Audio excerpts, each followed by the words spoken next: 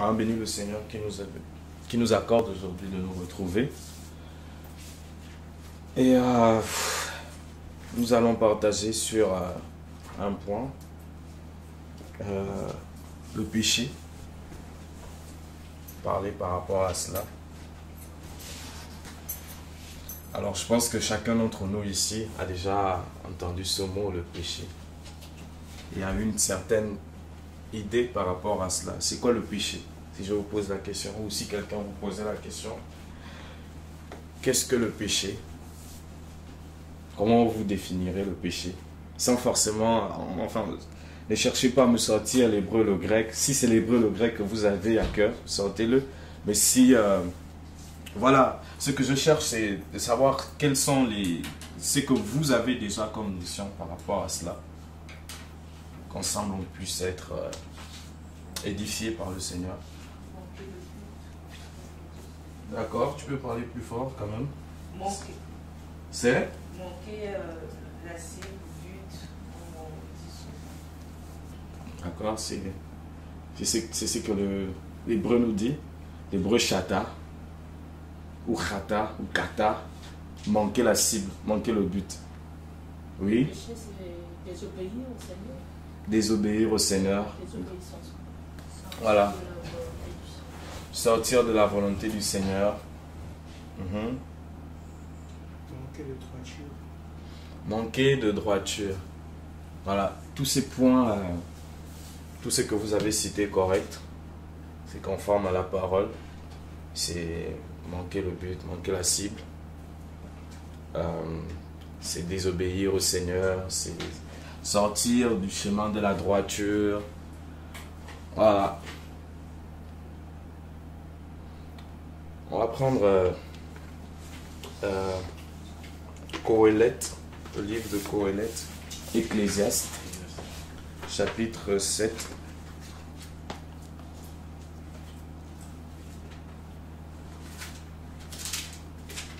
On est d'accord qu'Élohim est saint.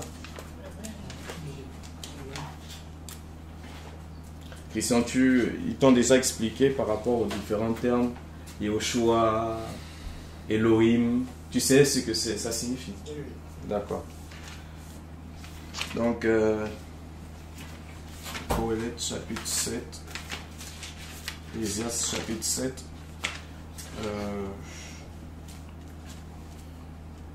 c'est le dernier verset, je ne sais plus trop, c'est quoi le dernier verset? Le dernier verset, c'est le 29. Voilà. Est-ce que quelqu'un peut lire le verset 29? Voilà. Je vais lire. D'accord. Ecclésiaste chapitre 7, verset 29. Seulement, voici ce que j'ai trouvé. C'est qu'Élohim a créé l'être humain juste, mais ils ont cherché beaucoup d'inventions. Voilà, on nous dit que la parole qui nous est annoncée ici nous informe que nous avons l'être humain a été créé juste, il a été créé bon, il a été créé droit,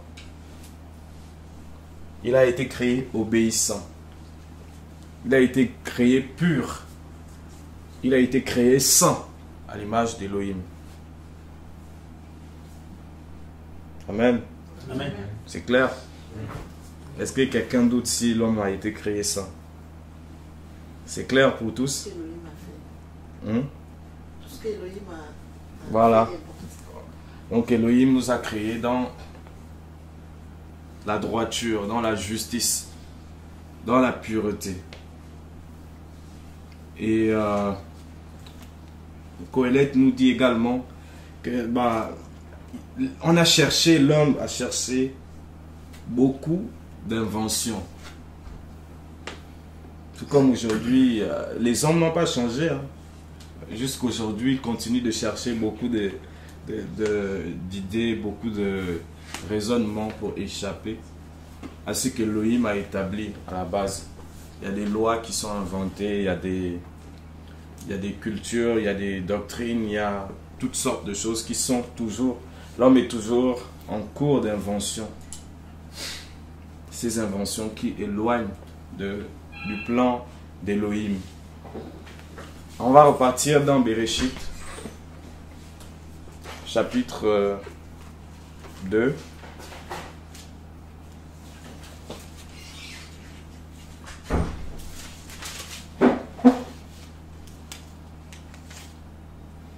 Chapitre 2, à partir du verset 15. Bereshit 2, verset 15. Yahweh Elohim prit l'être humain et le fit se reposer dans le jardin d'Éden pour qu'il travaille et le garde. Yahweh Ok. Elohim donna cette On peut d'abord s'arrêter là. Yahweh Elohim prit l'être humain et le fit se reposer dans le jardin d'Éden pour le cultiver et pour le garder.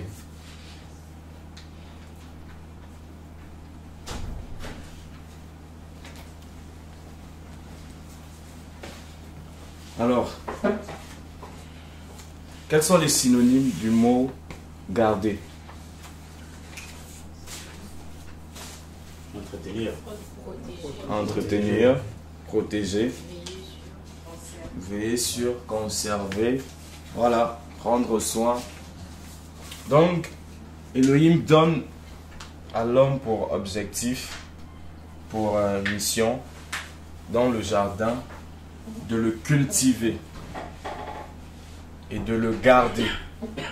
Si quand on garde quelque chose, cela veut dire qu'il est possible que cette chose soit dérobée, détériorée, n'est-ce pas?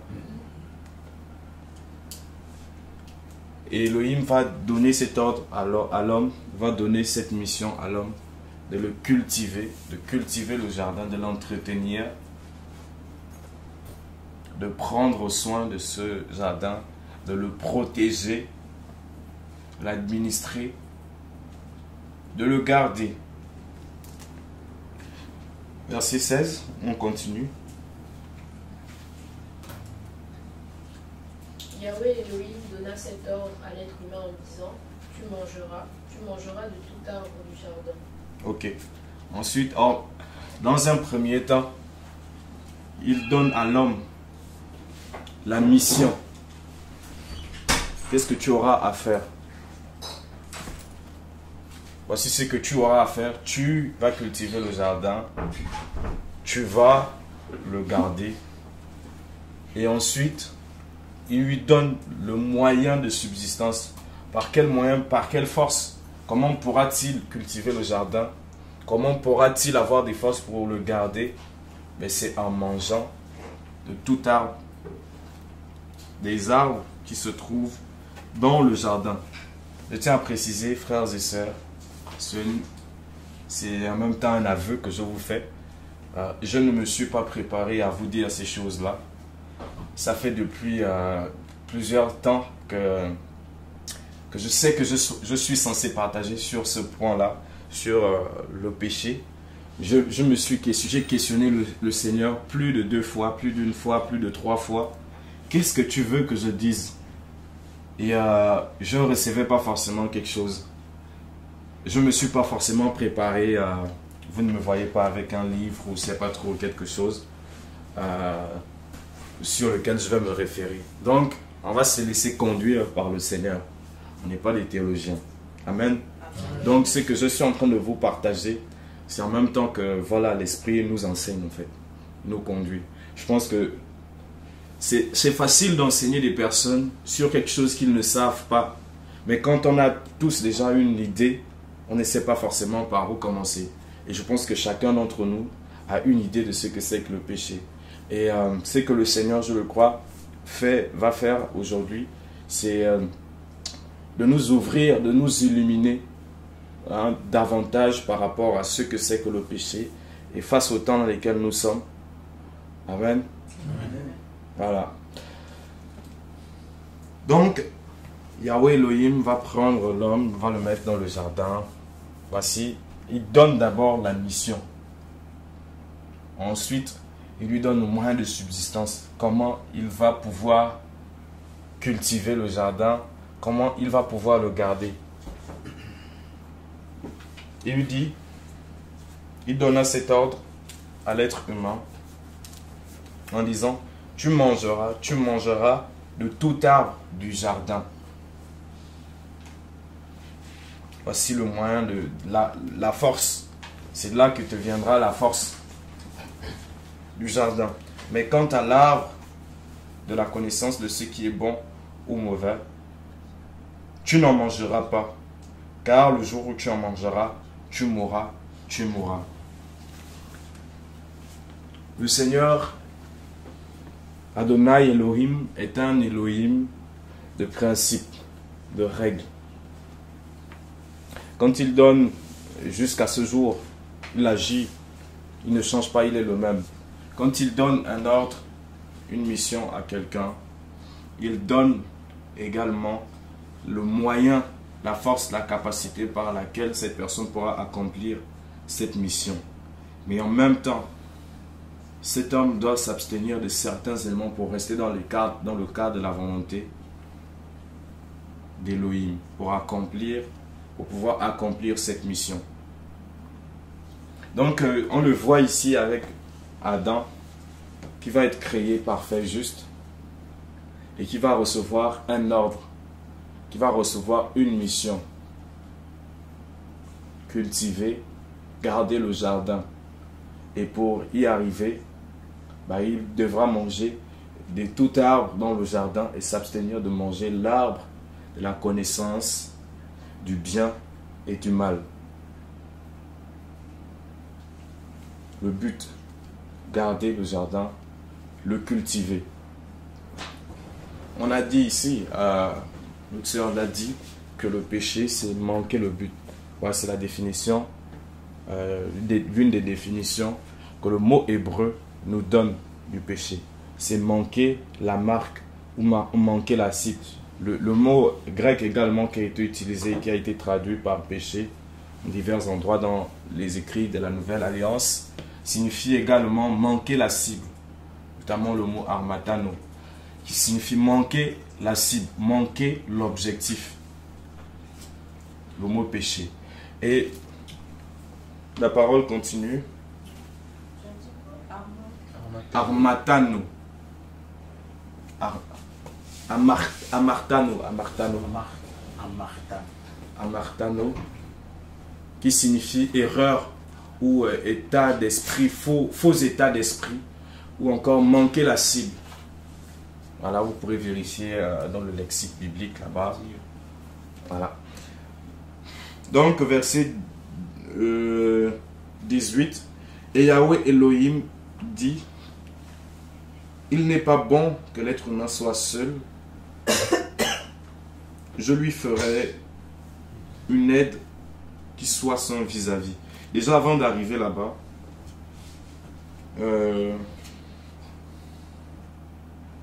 prenons le verset, à partir du verset 9.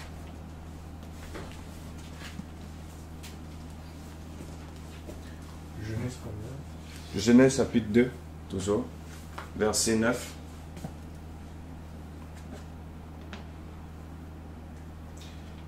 Je vais lire. Yahweh Elohim fit germer de la terre tout arbre désirable à la vue et bon pour la nourriture, et l'arbre de la vie au milieu du jardin, et l'arbre de la connaissance de ce qui est bon ou mauvais. Ok. On dit qu'Elohim, Yahweh Elohim, fit germer de la terre tout arbre désirable à la vue et bon pour la nourriture. Donc, Elohim ne va pas simplement dire à l'homme: mange, tu mangeras de tout arbre. Comme ça, qu'il soit beau d'apparence ou pas. On voit qu'avant qu'il ne donne cet ordre à l'homme, il va s'assurer à ce que les arbres, il va d'abord créer tout arbre, il va faire germer de la terre, tout arbre désirable à la vue et bon pour la nourriture. Donc c'est que la provision qu'Elohim avait mise en place était suffisante pour que l'homme se suffise en cela. Elohim, lorsqu'il nous envoie, lorsqu'il nous donne une charge, lorsqu'il nous donne une mission, lorsqu'il nous permet que nous soyons encore sur la terre après l'avoir reçu, il met toujours à notre disposition tout ce qui nous est nécessaire. Et on le retrouve dans la parole. Il n'y a pas besoin d'aller chercher une autre connaissance, une autre science pour venir l'ajouter à ce que nous avons déjà reçu, la parole. L'évangile est simple. Et l'ennemi, le monde, vient et cherche à nous détourner de la simplicité de l'évangile. Comme Paulos peut le décrire dans 2 Corinthiens 11, 3. Je vous ai fiancé à ma chair comme une vierge pure. Et je crains que vous ne vous détourniez plutôt de la simplicité en fait. De cette simplicité comme l'ennemi va séduire la femme. Et l'homme avait tout ce qui était, il avait tout art dont il pouvait se nourrir et qui était suffisant, qui était désirable à la vue et qui était bon pour la nourriture. Et hormis cela, Elohim va mettre l'arbre de vie, l'arbre de la vie, au milieu du jardin. C'était la cible. Amen. C'était la cible. En fait, on ne pouvait pas louper. Quand on dit qu'il était au milieu du jardin, ça veut dire que quel que soit l'endroit où tu pouvais te trouver, tu pouvais voir cet arbre. C'était la cible. Lorsque l'hébreu Chata nous dit que le péché, en fait, c'est manquer le but, c'est manquer la cible. Ben, la cible de l'homme, en étant dans le jardin, ben, c'était l'arbre de vie. Qu'il puisse en nourrir. C'est vrai qu'il y avait toutes sortes d'arbres désirables à la vue et bons pour la nourriture, mais au milieu du jardin, il y avait l'arbre de la vie. Et l'homme était censé se diriger vers cet arbre. Et vous savez, l'homme n'a pas mangé cet arbre. Il a mangé d'autres arbres, assurément, mais il n'est pas allé vers cet arbre pour le consommer, pour manger le fruit de cet arbre. D'où il a manqué la cible, il a manqué le but, il a manqué le commandement. Et on dit, et l'arbre de la connaissance de ce qui est bon ou mauvais. Pourquoi Elohim a mis également l'arbre de la connaissance de ce qui est bon ou mauvais? Première réponse, Elohim est souverain. Tehillim 115, il fait ce qu'il veut. Et aussi, parce que Elohim ne veut pas, il ne nous prend pas comme des automates. S'il n'avait mis que l'arbre de vie, tout ce qui est bon, en fait, ça aurait été comme s'il nous avait conditionné à faire obligatoirement ce qu'il veut, sans nous laisser le choix. Mais là, en permettant qu'il ait cet arbre, bah, Elohim nous laisse le choix de nous soumettre à lui, de faire le choix de marcher selon ses commandements, d'atteindre l'objectif, le but pour lequel nous avons été créés, élevés, le choisir. Voici, je mets aujourd'hui devant toi la vie et la mort. Mais choisis la vie. Et c'est ce qu'il va faire. Il va permettre qu'il y ait ces deux éléments pour laisser à l'homme le choix. Et par la suite, on va voir au verset dans le chapitre 3, Bereshit, Genèse, chapitre 3, à partir du premier verset.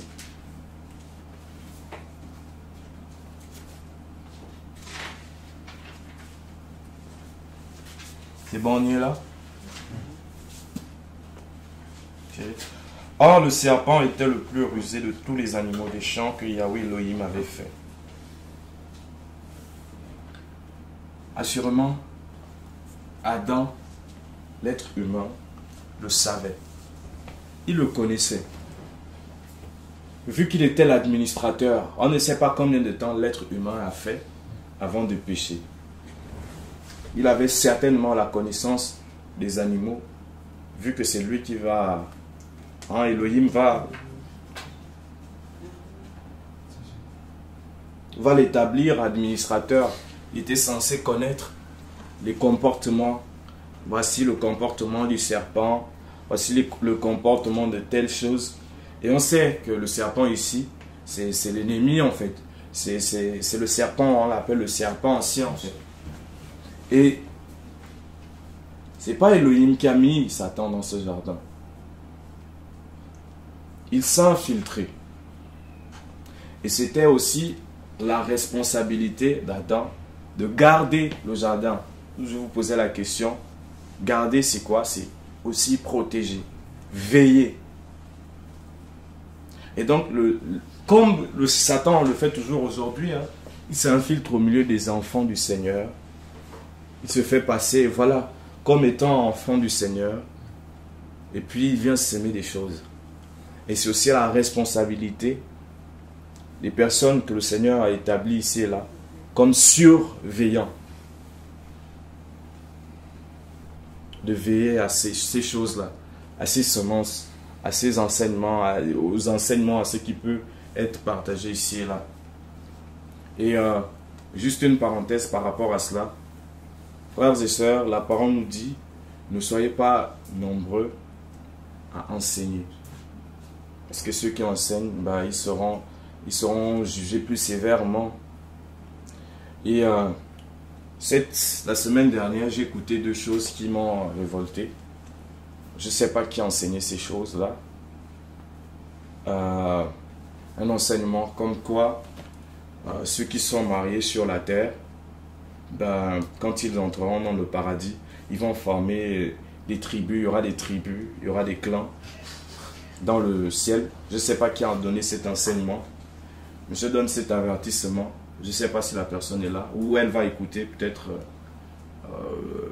l'enregistrement. Il faut veiller. Il y aura un jugement par rapport à ces choses-là que nous aurons enseignées qui s'égarent, qui s'éloignent de la saine doctrine. Veillons à ces choses. J'ai noté ces points. Il y avait un autre élément. Mais j'aimerais savoir, Oui. quand on parle de... Les gens mariés vont former des clans, comment ça? C'est-à-dire que ceux qui sont sur la terre, mariés, mari et femme, ils ont des enfants. Quand ils vont monter dans le paradis, au ciel là-bas, il y aura des familles, par exemple la famille A, la famille telle B dans le ciel. Ça n'a aucun fondement biblique. Et si vous avez aussi reçu cette semence, rejetez-la. Parce que ça ne vient pas de la parole, ne voit aucunement cela dans la parole. Le Seigneur, lorsque les gens vont venir auprès de lui, lui dire, à ta mère dehors et tes frères, il va leur dire, voici mes frères. Mes frères qui sont mes frères, mes soeurs, mes mères, ma mère. C'est ceux qui gardent la parole du Seigneur. Donc il n'y a pas les choses, il n'y a pas à penser ainsi. Aucun élément de la parole, de la saine doctrine, enseigné par le Seigneur, par les disciples, les apôtres, ne nous laisse penser cela. Veillons à ne pas recevoir n'importe quoi, parce qu'après, ce que ça produit, c'est la mort. Un autre élément, c'était qu'avant notre arrivée sur la terre, nous avons déjà existé auprès d'Élohim, que nous étions des esprits, que nous étions des esprits auprès d'Élohim. Et qu'ensuite, à un moment, Elohim a décidé, bon, ok, toi, va sur la terre. Où est-ce qu'on a vu ça dans la parole? Donc, veillons à cela. Et si quelqu'un vient vous enseigner des doctrines, des choses dans les coulisses comme ça qui ne sont pas correctes selon la parole, venez me voir et donnez-moi le nom de la personne. Le but n'est pas forcément d'abord d'exposer la personne et de l'humilier dans l'assemblée, mais de recadrer ces éléments. Parfois, c'est des personnes qui ont écouté des choses, ils n'ont pas vérifié selon la parole et puis divulguent, pas forcément avec une mauvaise intention. Mais il faut que ces mauvaises semences soient ôtées en fait. Voilà, parenthèse fermée. Donc l'homme est établi sur le jardin pour veiller pour veiller, pour surveiller, pour garder, pour le cultiver. Et Satan va réussir à s'infiltrer. Ça veut dire que dans un premier temps, quelque part, Adam a manqué de vigilance. Il a manqué le but, qui était de garder, veiller. Verset 1, à partir du verset 1 du chapitre 3 de Genèse. Or le serpent était le plus rusé de tous les animaux des champs que Yahweh avait fait. Il dit à la femme, sûrement Elohim a dit, vous ne mangerez pas de tous les arbres du jardin. Et il est subtil, l'ennemi. Il ne va pas venir vous dire, Elohim n'a pas dit de manger les arbres. Il ne vous a pas dit de ne pas manger tous les arbres du jardin. Il vient et semble aller dans le même sens que ce que Elohim a dit pour établir un contact. Tout comme des faux frères, des satanistes peuvent s'infiltrer au milieu des frères et donner l'apparence, confesser le Seigneur, donner des prophéties, prêcher même, donner des choses qui semblent aller dans le sens de la saine doctrine. C'est pour établir un contact, pour établir un rapport de confiance, pour que l'on ne se sente pas avec un esprit étranger. Parce que si Satan était venu et il avait dit, non, Elohim ne vous a pas dit ça, clairement, ils auraient pris position à l'instant, ils ne se seraient pas laissés séduire. Et la femme répondit au serpent, nous mangeons du fruit des arbres du jardin. Elle a fait l'erreur d'engager la conversation. Mais quant au fruit de l'arbre qui est au milieu du jardin, Elohim a dit, vous n'en mangerez pas. Regardez qu'il y a déjà un élément qui diffère. Verset 3. Mais quant au fruit de l'arbre qui est au milieu du jardin, quel est l'arbre qui est au milieu du jardin? Selon Bereshit chapitre 2, verset 9. Quel est l'arbre qui est au milieu du jardin? Pas du tout. L'arbre de la vie. Vous voyez qu'il y a déjà une différence. Il semblait qu'elle avait reçu la parole du Seigneur, mais n'était pas affermie sur cette parole. Elle ne l'avait pas gardée au point où il y a eu des éléments, il y a eu de la distorsion de la parole. Vous savez, comme je vous le disais, c'est le Seigneur qui nous enseigne. Moi-même également, c'est maintenant que je me rends compte de ce fait-là. Ce n'est pas l'arbre de la connaissance du bien et du mal qui était planté au milieu du jardin, mais plutôt l'arbre de la vie. Donc on ne pouvait pas le louper.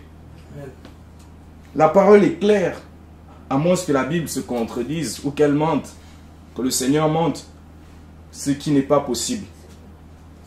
La parole dit au verset 9 de Bereshit, chapitre 2, Yahweh Elohim fit germer de la terre tout arbre désirable à la vue et bon pour la nourriture, et l'arbre de la vie au milieu du jardin.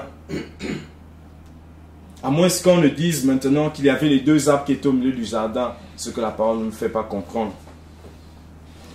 Et voici que dans Bereshit 3, verset 2, et la femme répondit au serpent, nous mangeons du fruit des arbres du jardin, mais quant au fruit de l'arbre qui est au milieu du jardin, Elohim a dit, vous n'en mangerez pas, et vous ne le toucherez pas, de peur que vous ne mouriez. C'est l'arbre, juste l'arbre qui était au milieu du jardin, c'est l'arbre de la vie. Bereshit 2, 9 nous le dit. Maintenant, il y a un élément qui a changé. À quel moment l'arbre qui est au milieu du jardin est-il devenu l'arbre de la vie est-il devenu l'arbre de la connaissance du bien et du mal? La parole a été transformée. Est-ce Adam qui a mal traduit le message qui a mal donné le message à sa femme, ou sa femme qui n'était pas affermie, qui n'avait pas bien reçu voilà ce que son mari disait, ou qui avait oublié? Mais c'est pas, il y a une différence, clairement une différence. Oui. Sur le verset 9, en fait, on ne situe pas l'arbre de... Parce qu'il y a le verset 9 dit, Elohim fit germer du sol tout arbre désirable à la vue est bon pour la nourriture, et l'arbre de la vie au milieu du jardin, et l'arbre de la connaissance de ce qui est bon et mauvais. Voilà, on ne nous situe On pas. ne situe pas, voilà. Mais on nous dit clairement que l'arbre qui était au milieu du jardin, c'est l'arbre de la vie. Est-ce qu'Élohim aurait planté 2 arbres au milieu du jardin? Ce que la parole nous dit clairement, c'est que l'arbre de la vie, il était au milieu du jardin. On ne situe pas si l'arbre de la connaissance du bien et du mal, il était à l'est ou à l'ouest ou à, je ne sais pas. Mais l'arbre au milieu du jardin, et puis il n'y a qu'un seul milieu. Il n'y a qu'un seul milieu. Il n'y a pas 2 milieux au jardin. Si on dit que voici un cercle, on va supposer que c'est un cercle. Voici le cercle. Il n'y a qu'un seul milieu. L'arbre, il est au milieu. L'arbre de la vie, donc il n'y avait qu'un seul arbre.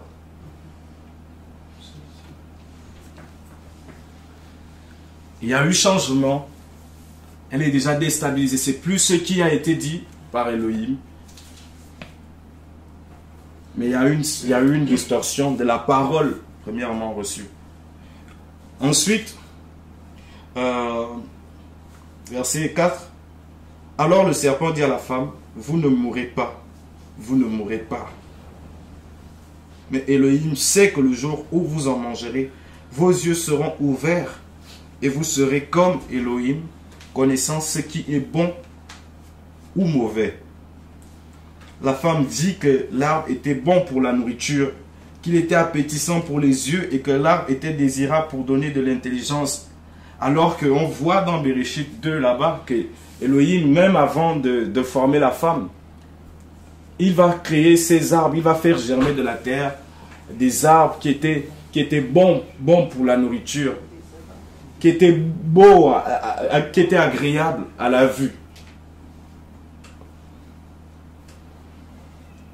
Et en parlant avec le serpent, c'est comme si il va détourner la femme de ces éléments qui étaient déjà là et lui présenter quelque chose de nouveau qui ne l'est pas en réalité.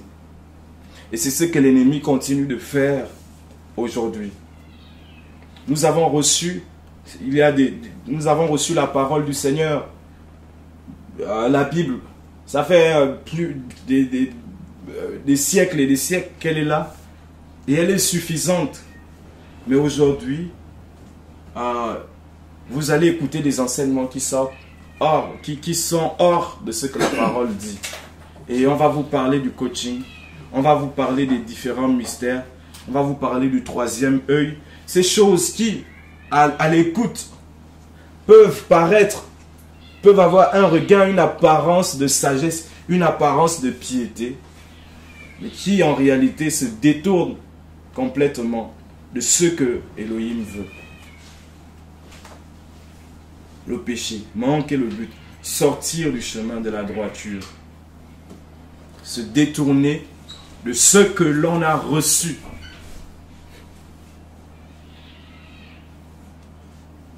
Paulos pouvait dire, si quelqu'un vient à vous et vous amène un autre esprit, vous le recevez bien. Attention à rester sur ce que nous avons reçu.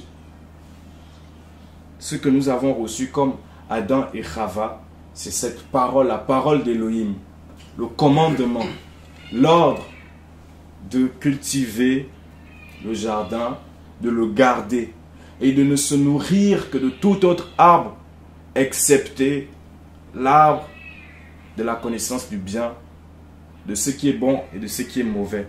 Il ne va jamais interdire à l'homme de toucher à l'arbre de la vie. Mais pourquoi l'homme, alors que cet arbre était au milieu du jardin, n'est-il pas allé vers l'arbre de la vie? N'est-il pas allé vers la cible?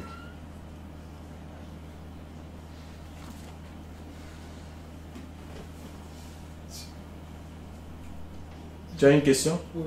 Tu peux parler fort? D'accord. Il y a quelque chose qui me semble un peu ambigu. Quand elle parlait au serpent, elle parlait de l'arbre qui était au milieu du jardin. Et le serpent lui a donné une réponse en fonction de l'arbre qui était au milieu du jardin. Apparemment, c'est de cet arbre qu'elle aurait mangé. Mais là, on se rend compte qu'elle n'a pas mangé de cet arbre, mais elle allait manger l'arbre de la connaissance du bien, les fruits de l'arbre de la connaissance du bien et du mal. Donc, ça me semble un peu en fait ambigu. Puisque elle a parlé de l'arbre qui est au milieu, donc elle parlait en fait de l'arbre de la vie. Non, non, pas du tout.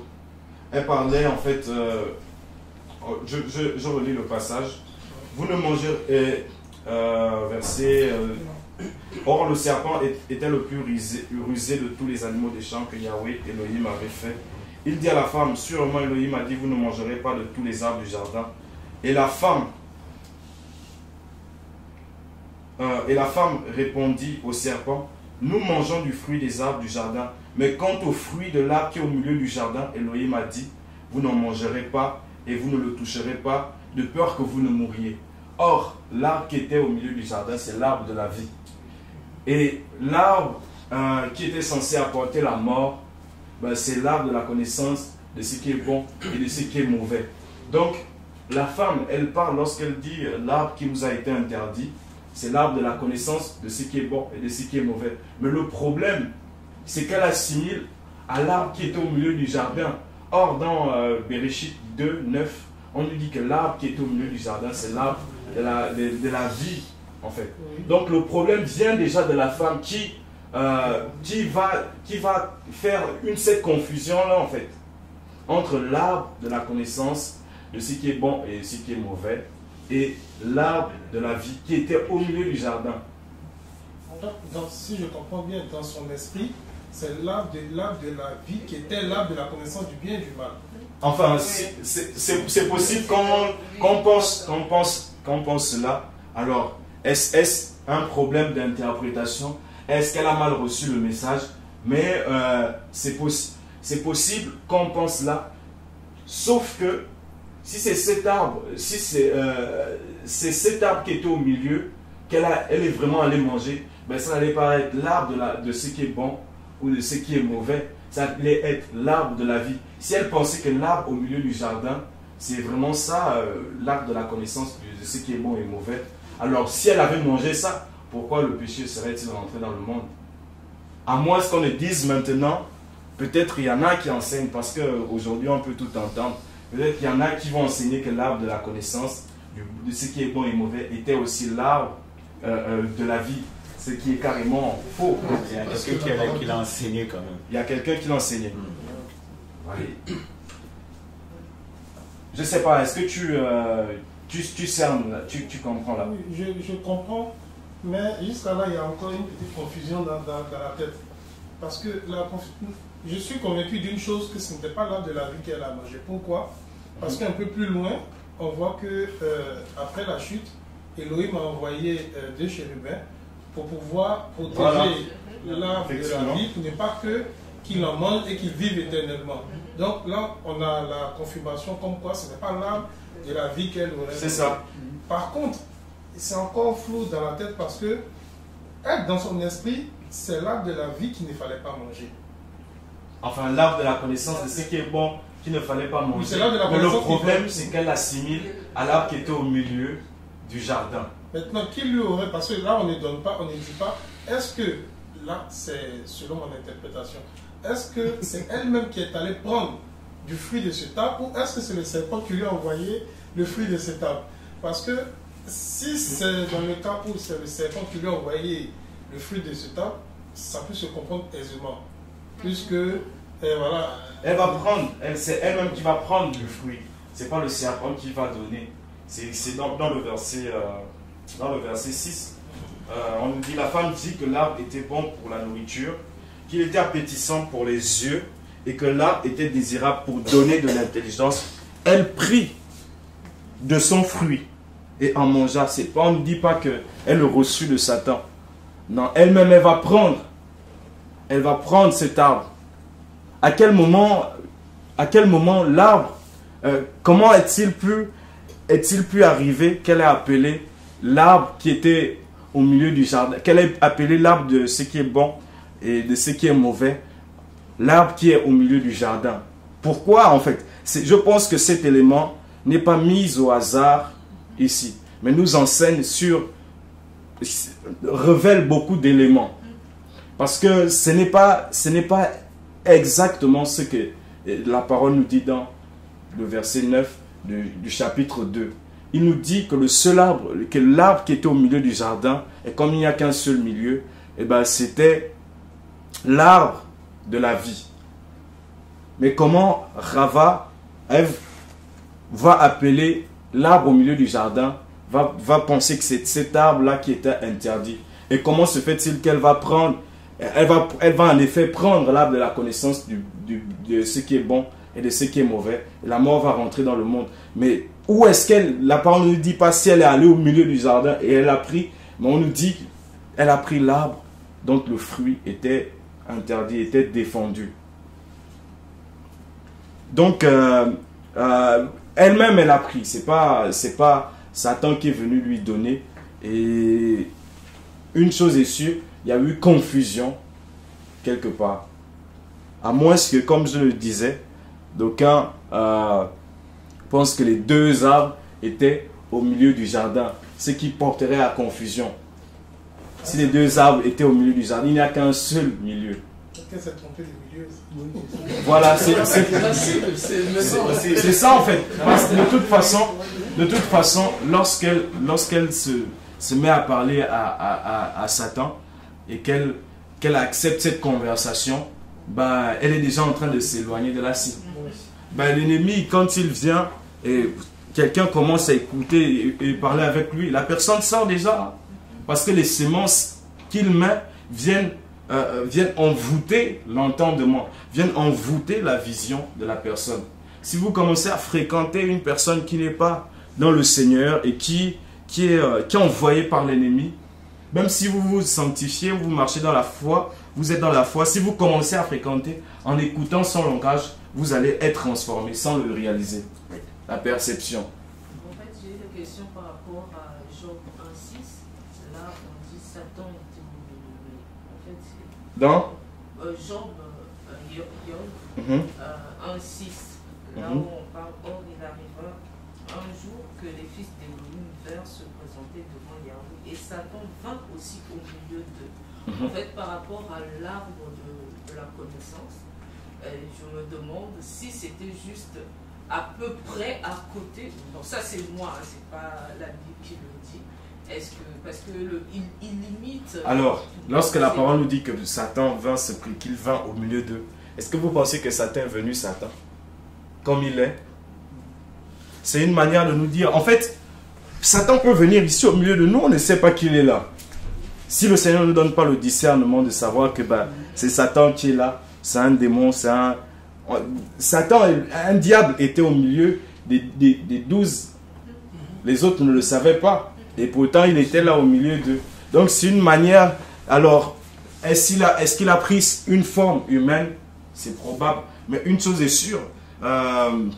Satan, lorsqu'on dit qu'il s'infiltre, et c'est bien s'infiltrer. Une personne qui s'infiltre ne donne pas sa véritable apparence, en fait, son identité véritable. Donc, il peut se masquer. Et Satan, il se déguise. Il se déguise en ange de lumière. Donc, voilà, ça allait être flagrant si Satan venait au milieu et qu'il était comme Satan. Elohim, qui sait toutes choses, qui discerne, savait que c'était Satan qui était au milieu. Voilà, vas-y. Est-ce qu'il est possible que le terme, je sais pas, la précision en disant milieu, c'est pas forcément au centre?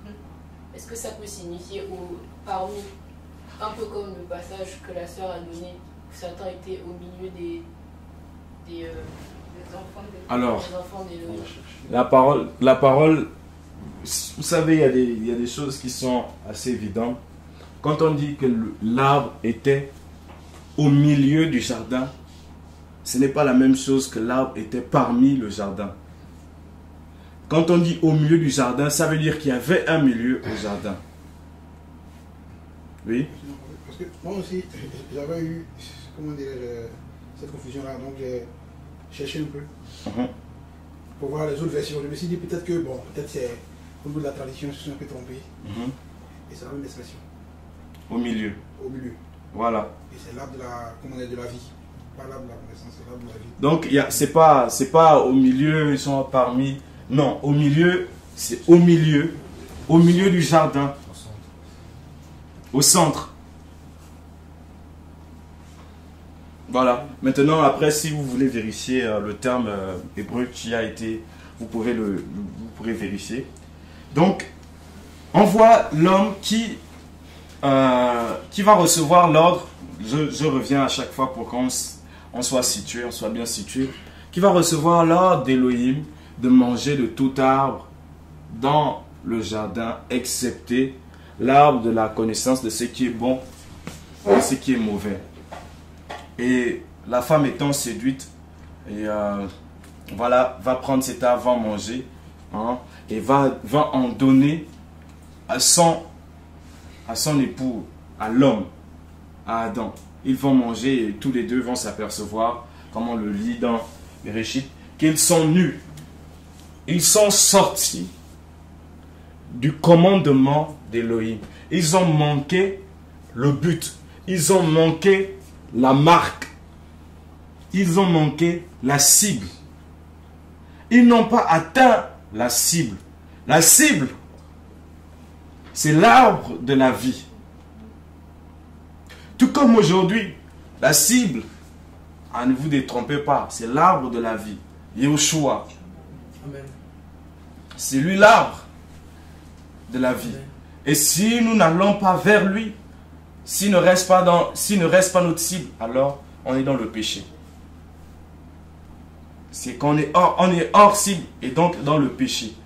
Et les hommes, voilà pourquoi les hommes qui sont dans le monde, les inconvertis, ils sont dans le péché aussi, excepté le péché originel qui est gravé en chaque homme non régénéré en Mashiach. Ils sont dans le péché parce qu'ils ne vont pas vers la cible. Ils manquent la cible. Et Yoshua, qui est la cible, qui est le salut, qui est la lumière du monde, qui est l'arbre de vie. Lorsque nous mangeons son corps, nous buvons son sang, nous avons la vie. Et dans Romains chapitre 5, sinon Romains chapitre 3 d'abord, verset 23.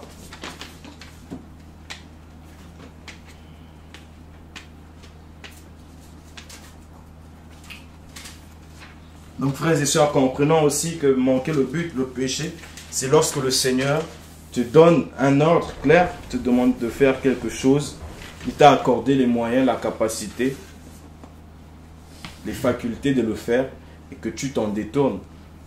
Tu n'es pas dans la volonté du Seigneur. Là, tu marches hors de sa volonté. Tu es dans le péché. Là. Si le Seigneur t'a parlé clairement, et tu es dans la désobéissance, parce que c'est aussi ça, la définition du péché. Désobéir au Seigneur. Tu es consciemment, tu sais que voilà ce que le Seigneur attend de moi. Voilà ce qu'il m'a dit. Et tu ne le fais pas. Même si tu viens, tu pries, tu as la foi, Yeshua et moi ressuscité, tu as reçu ton baptême. Tu es consciemment, tu sais que je suis là où le Seigneur ne me veut pas. Tu es en train de manquer la cible. Tu es en train de manquer le but. Ce que le Seigneur attend de toi. Enfin, j'ai une question par rapport à ça. Est-ce que cela se passe aussi dans la vie quotidienne? Dans la vie, nous vivons une vie quotidienne. Je prends un exemple. Quelqu'un, je reçois une vision que le boulot sur lequel je vais aller, ce n'est pas le boulot, le Seigneur m'attend. Il m'attend énormément, je persiste à l'intérieur. Tu n'es pas dans la volonté du Seigneur. C'est clair. Tu n'es pas dans la volonté. Et si tu vas là-bas, assurément, et c'est en fait dans ce genre de choses, tu persistes. Tu sais que le Seigneur ne te veut pas là-bas, tu persistes.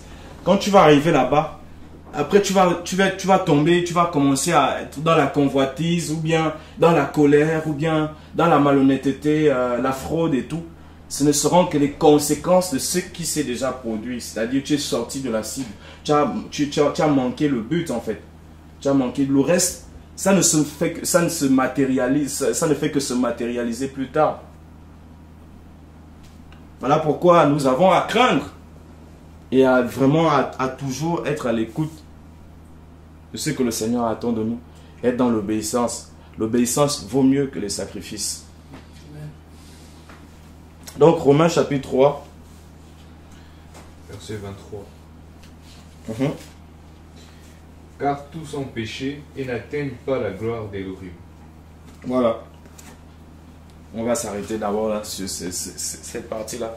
On dit que tous ont péché, tous sont en erreur, ont un faux état d'esprit, tous ont manqué le but et donc n'atteignent pas la gloire d'Élohim. Ils viennent en retard, ils viennent trop tardivement, ils n'atteignent pas la présence, la gloire, l'objectif d'Élohim. Et tous, quand on dit tous, c'est toute l'humanité. Prenons Romains chapitre 5 maintenant, à partir du verset 12. Je vais lire. C'est pourquoi, de même que par le moyen d'un seul être humain, le péché est entré dans le monde, et par le moyen du péché la mort, et qu'ainsi la mort s'est étendue sur tous les humains, par lequel tous péchèrent. Car jusqu'à la Torah, le péché était dans le monde. Or le péché n'est pas mis en compte quand il n'y a pas de Torah. Mais la mort a régné depuis Adam jusqu'à Moshe, même sur ceux qui n'avaient pas péché, par une transgression semblable à celle d'Adam, lequel est la figure de celui qui devait venir. Mais il n'en est pas du don de la grâce comme de la faute. Ok, on peut s'arrêter là.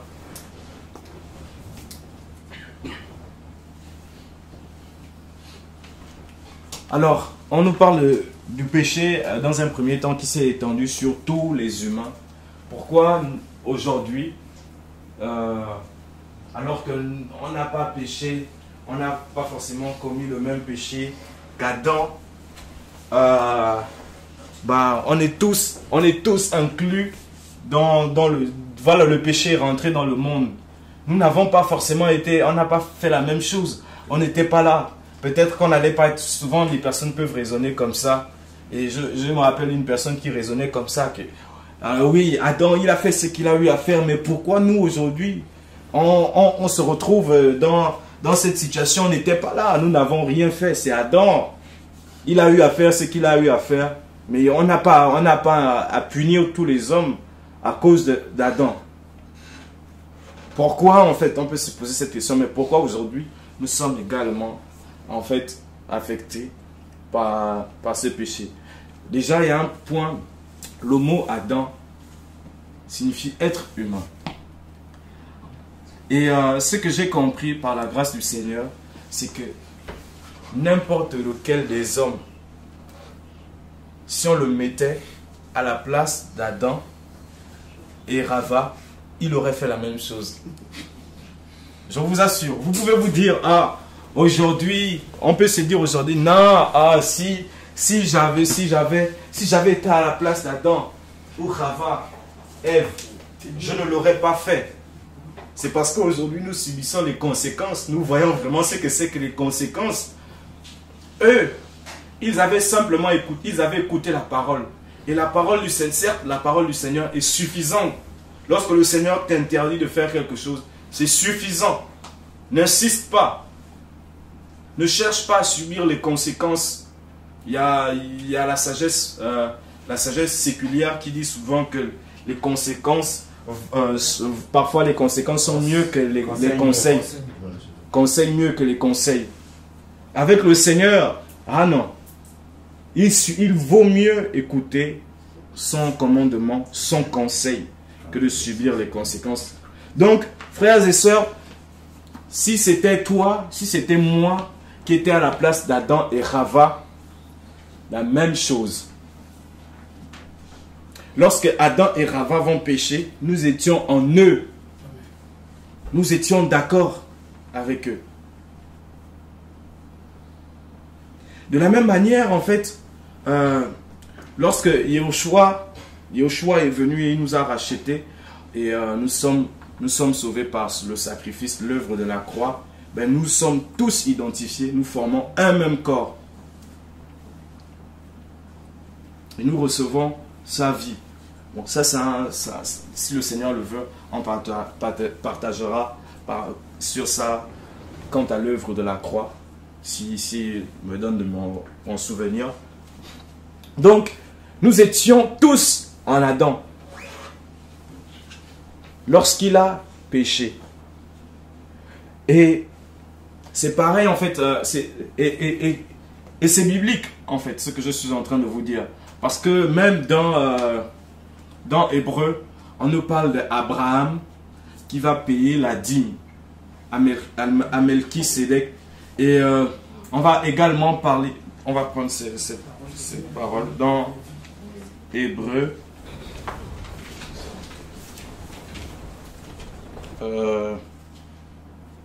Chapitre...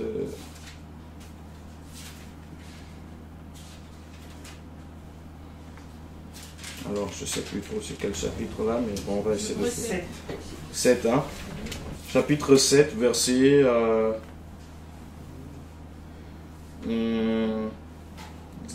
4, à partir du verset 4.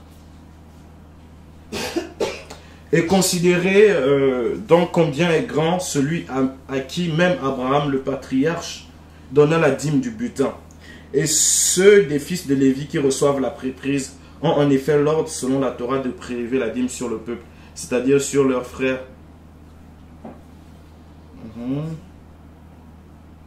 Et ceux des fils de Lévi, qui reçoivent la prêtrise, ont en effet l'ordre, selon la Torah, de prélever la dîme sur le peuple, c'est-à-dire sur leurs frères, bien qu'ils soient sortis des reins d'Abraham.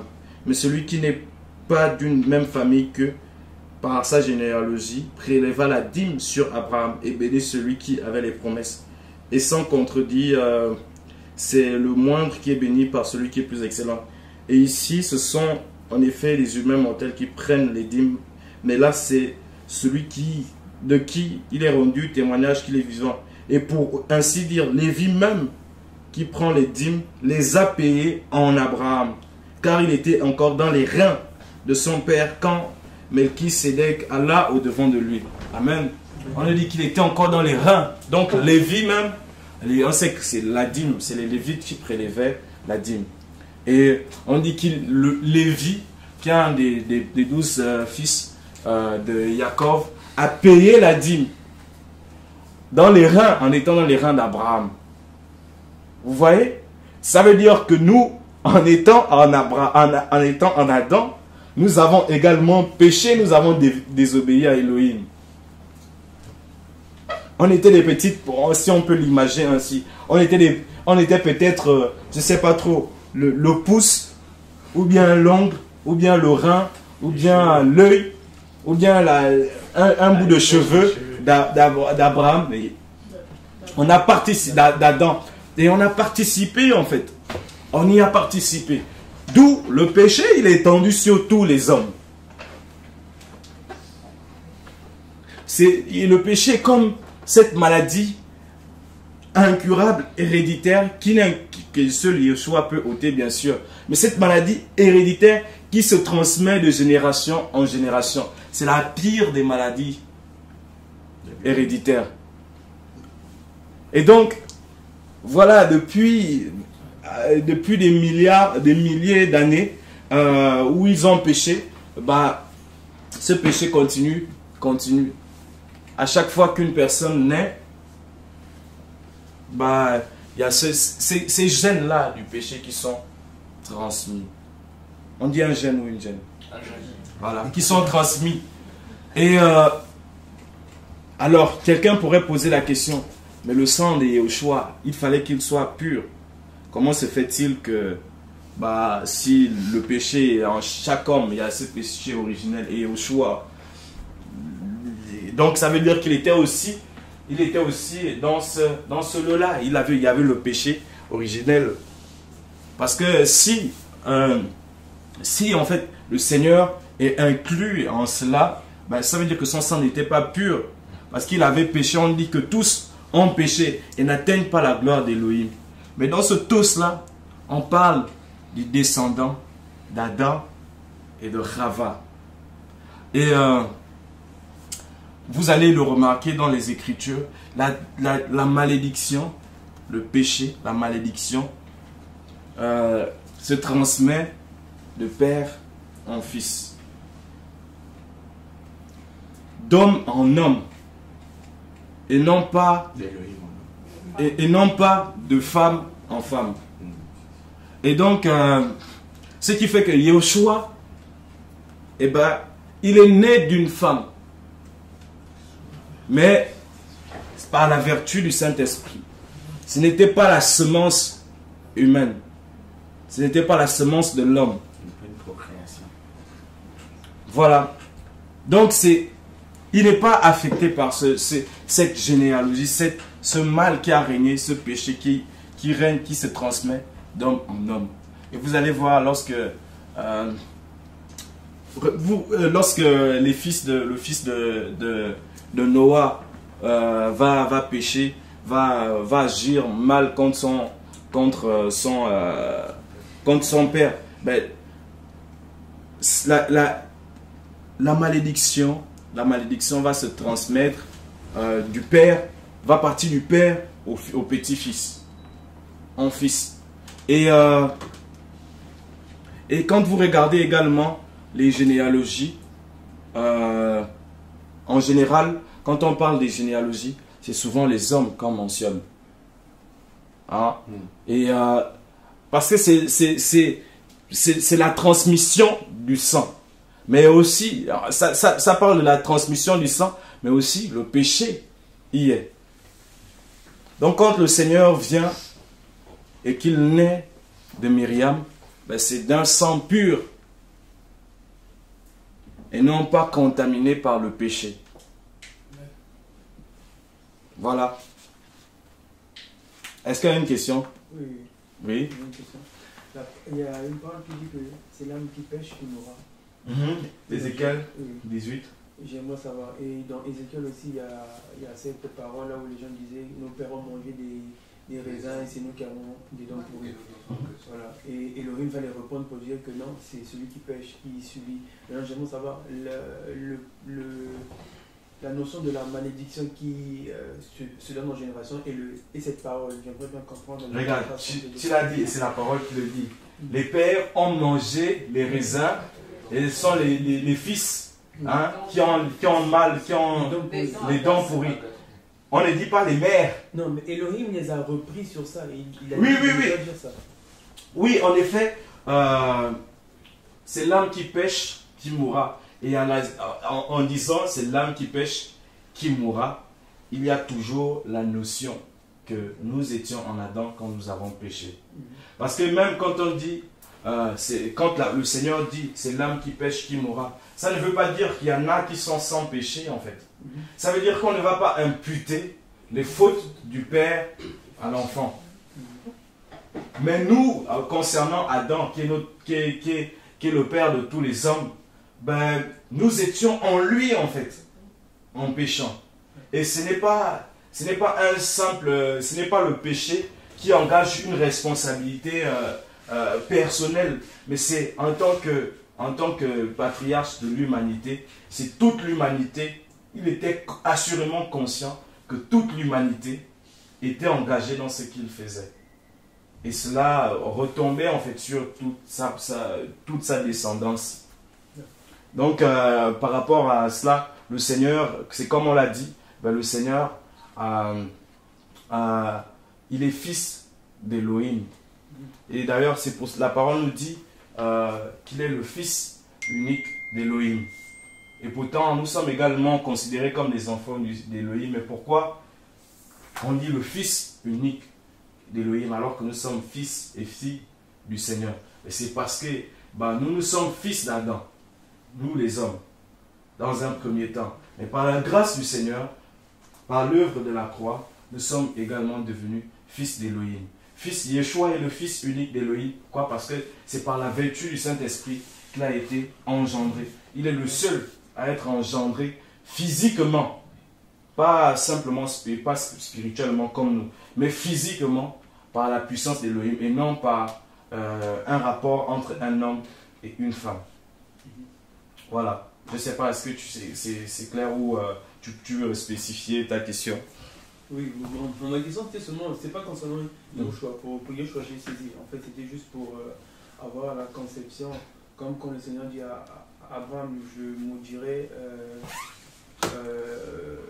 jusqu'à la 4e génération du père qui pêchera. Mais il dit encore que c'est. Moi j'aimerais comprendre, quand on dit que c'est l'âme qui pêche qui mourra, la malédiction ne rentre pas en compte.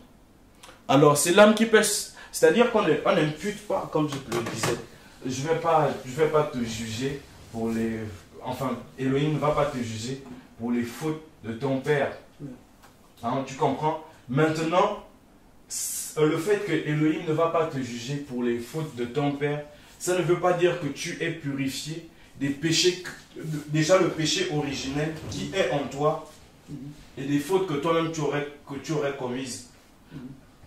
Il y a le péché originel, voilà le péché d'Adam et Chava, tout le monde a fait ce péché qui est en toi. Et pour cela, si tu n'as pas le Seigneur, si quelqu'un n'a pas le Seigneur, mais il mourra à cause de cela.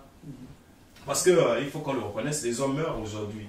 Et c'est la conséquence de ce péché. Donc, cette faute, elle est punie. Cette âme, les âmes meurent aujourd'hui, les hommes meurent parce qu'il y a cette faute-là, il y a ce péché-là qui a affecté toute l'humanité.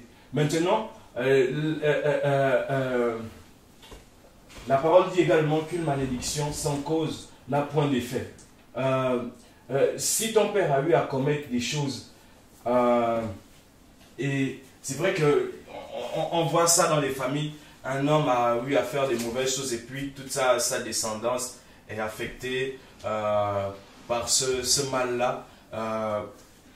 Mais Elohim ne te jugera pas pour les péchés que ton père a eu à faire. Oui, ça peut avoir un impact dans ta vie sur la terre, parce que ton père, par exemple, a ouvert la porte, il a par exemple été dans la franc-maçonnerie ou dans la sorcellerie, il a voué sa famille à cela. Cela affecte sa famille, et il y a des entités, il y a toute une famille qui a été livrée parce que quelqu'un a ouvert la brèche.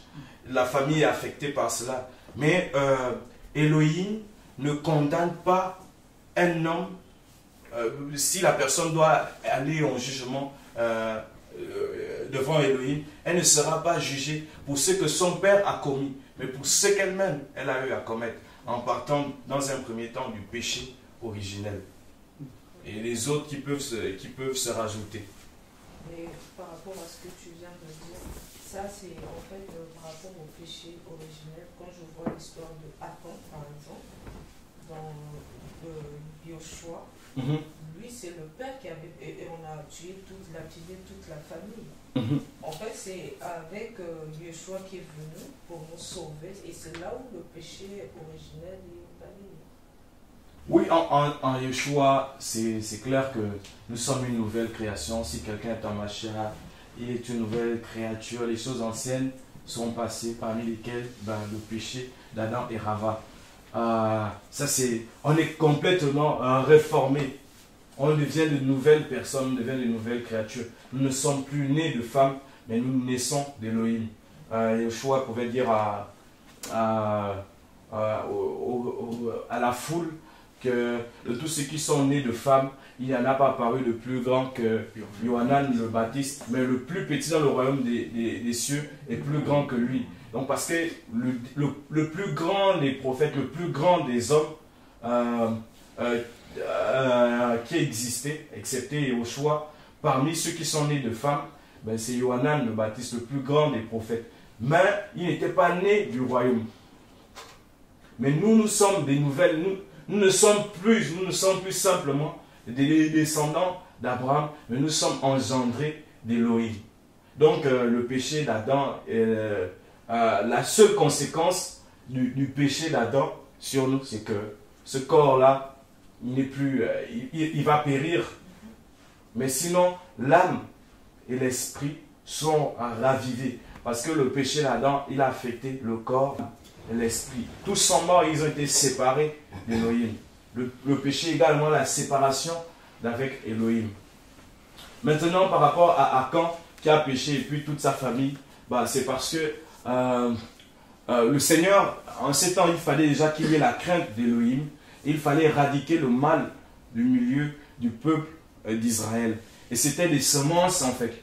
Si Akan a eu à le faire, a fait cela, et pas seulement Akan, plusieurs, il y a aussi Akab, hein, Jézabel, parce qu'il y a cette semence-là, Elohim seul, il est parfait, il sait jusqu'à quel niveau ces personnes, ces descendances ont été ensemencées par leur père.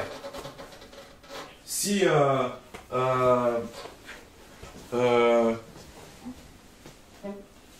Elohim n'avait pas discerné en ces personnes le fait qu'ils soient infectés par le péché d'Akan, il ne les aurait pas condamnés comme ça.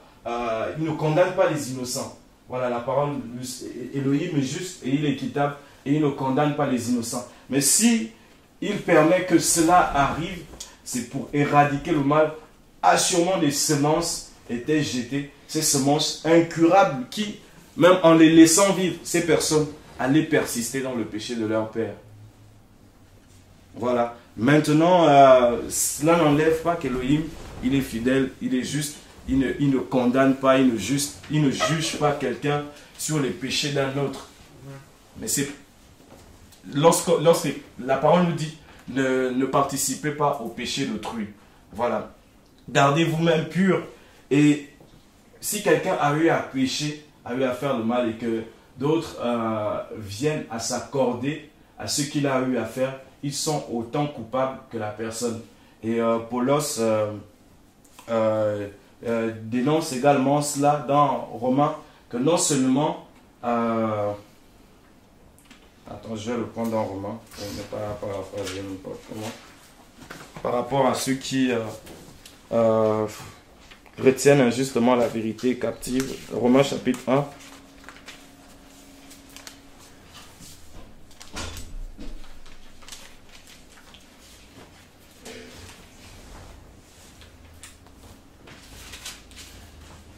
Verset 32.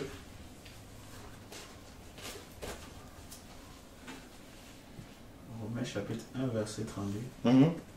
Lesquels ayant connu le jugement d'Élohim, qui déclare dignes de mort ceux qui pratiquent de telles choses, non seulement ils les font eux-mêmes, mais encore ils approuvent ceux qui les pratiquent. Voilà, ils participent au péché d'autrui. Ils s'accordent avec ces personnes qui commettent l'iniquité, qui retiennent injustement la vérité captive. Et voilà, donc si Elohim a permis qu'Akan et toutes les personnes qui l'entouraient, qui se sont, et d'autres, Corée, et d'autres qui se sont révoltés, Akab et toute sa descendance, c'est parce que ces personnes gardaient, et ils avaient cette semence en fait. Ils avaient la semence de l'égarement en eux. Ils avaient la semence de l'égarement en eux. Et tu vas voir des personnes comme Akab, toute sa descendance, ils ont marché dans l'iniquité. C'était une génération, une descendance d'impies. Et il fallait qu'il soit complètement éradiqué de Yerushalayim. Le Seigneur Elohim est l'Elohim qui agit dans les temps d'une manière particulière. Aujourd'hui, il ne le fait pas forcément de la même manière. Aujourd'hui, par exemple, lorsqu'une personne manque, par exemple, de respect à ses parents, on ne la tue pas, on ne la lapide pas. Mais dans la loi, dans la Torah, c'était comme ça, une personne qui manque de respect aux parents, lapide. Et donc voilà, le péché est rentré dans le monde, a affecté tous les humains. Il n'y a pas un seul qui soit pur. Il n'y a qu'un seul qui a été pur sur la terre, c'est Yeshua, parce qu'il n'était pas affecté par l'iniquité, le péché, la désobéissance d'Adam et de Rava. Et lui, il a atteint le but, il a atteint l'objectif, la mission pour laquelle il est venu sur la terre. Et à cause de ce péché originel, les hommes, pour qu'on puisse... les hommes n'atteignent pas la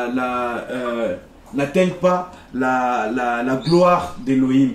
Et ce n'est qu'en venant en Mashiach seul que nous retrouvons notre identité, que nous recevons des directives claires sur la mission que nous recevons sur la terre. Parce que, pourquoi je dis cela? Parce qu'il y a des choses que nous abstenons de faire. Par exemple, on arrête, un enfant du Seigneur ne pratique plus le péché, il ne fornique pas, il ne ment pas, il ne vole pas. Voilà, le péché en gros c'est que des mauvaises choses. Mais il y a les musulmans qui font, il y en a qui sont sérieux dans cela. Qui ont l'apparence, cette apparence de la piété. En toutes ces choses, ils peuvent parfois même être plus rigoureux que beaucoup de chrétiens. Mais pourquoi ils sont dans l'erreur? C'est parce que il y a ce but-là que l'humain n'a pas atteint avec Adam et Rava et qui les affecte, qui fait que ils sont encore, ils ne peuvent, quoi qu'ils fassent des bonnes œuvres, ils n'atteignent pas le but qu'Élohim leur a assigné. Ils n'atteignent pas la gloire d'Élohim. Et c'est en cela qu'on voit l'impact en fait du péché originel. Donc nous sommes restaurés, nous sommes renouvelés, nous sommes enfants du Seigneur. Non pas parce que nous ne forniquons pas, non pas parce que nous nous retrouvons, nous nous assemblons, mais parce qu'il y a déjà ce péché originel qui est ôté. Et maintenant, la parole nous dit que vous avez été créés en Mashiach en cette parole dans Éphésiens chapitre 2. Je vais la lire pour ne pas paraphraser.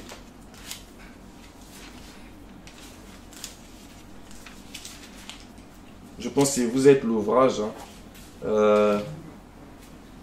Voilà, verset 10, chapitre 2, verset 10. Car nous sommes son ouvrage ayant été créés en Yahushua Mashiach pour les bonnes œuvres qu'Élohim a préparées d'avance afin que nous marchions en elles. On nous dit que nous sommes son ouvrage. Nous avons été quoi? Créés en Yahushua Mashiach. Non plus en Adam, on n'est plus en Adam. Et on n'est plus simplement la descendance d'Adam. Mais nous sommes une nouvelle création qui est expiée du péché originel. Et ensuite, maintenant, nous marchons dans les bonnes œuvres qu'Élohim a préparées d'avance afin que nous marchions en elles. Et ces bonnes œuvres, voilà, c'est des œuvres qui, en apparence, peuvent ressembler à ce que, par exemple, les pratiquants d'autres religions, des musulmans et autres peuvent faire, qui peuvent en apparence sembler similaires. Mais nous avons cette différence que nous ne sommes plus dans la création pervertie, déchue, affectée par le péché. Mais nous sommes créés, nous sommes un nouvel ouvrage en Yahushua Mashiach. Amen. Il y a des questions? Voilà donc, le péché affecte, le péché ayant affecté, étant rentré dans le monde, a conduit à la mort. Et aujourd'hui, nous le voyons, le péché, il affecte les trois entités qui forment l'homme. Le corps, l'âme et l'esprit. Et il vient et sépare l'esprit, l'âme de l'homme, d'Élohim, ce qui produit la mort spirituelle. Ils sont morts quoique vivants. Maintenant,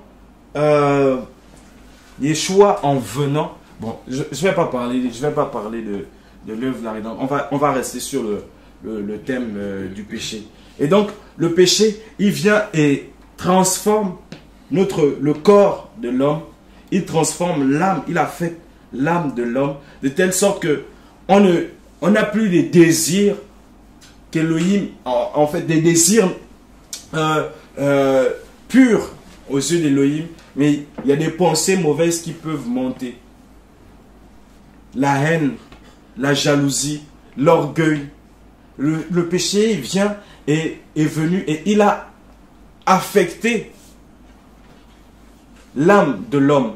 Et ça produit toutes ces choses qu'on peut avoir aujourd'hui, l'animosité, la cupidité, les murmures et tout ça, dans l'âme de l'homme. Ça produit dans l'esprit La sorcellerie, par exemple.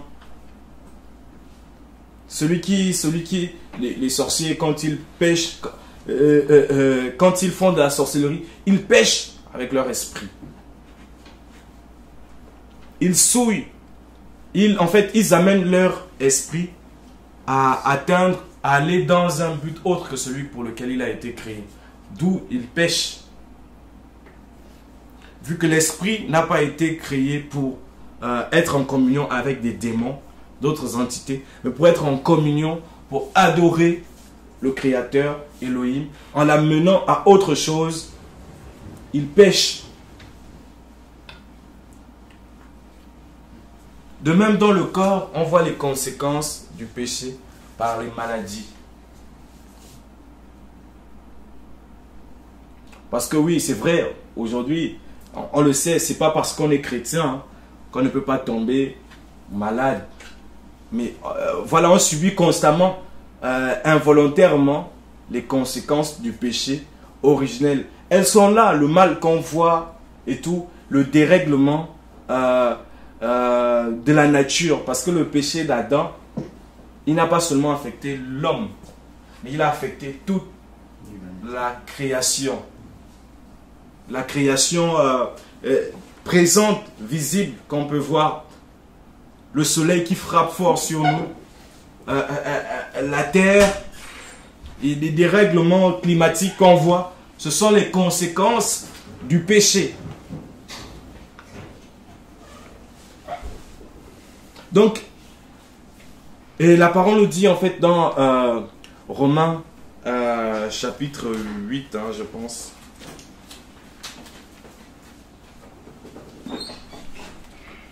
Romains chapitre 8, à partir du verset...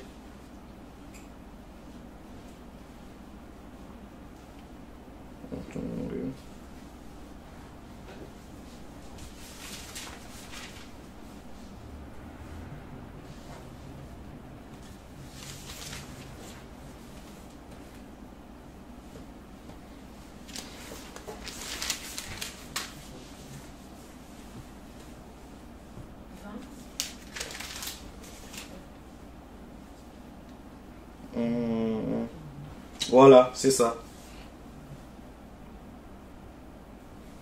À partir du verset 18, c'est mieux. Car j'estime que les souffrances du temps présent ne sont pas dignes d'être comparées à la gloire à venir qui doit être révélée en nous. En effet, la création attend assidûment et patiemment, avec une ferme attente, la révélation des fils d'Élohim. Car la création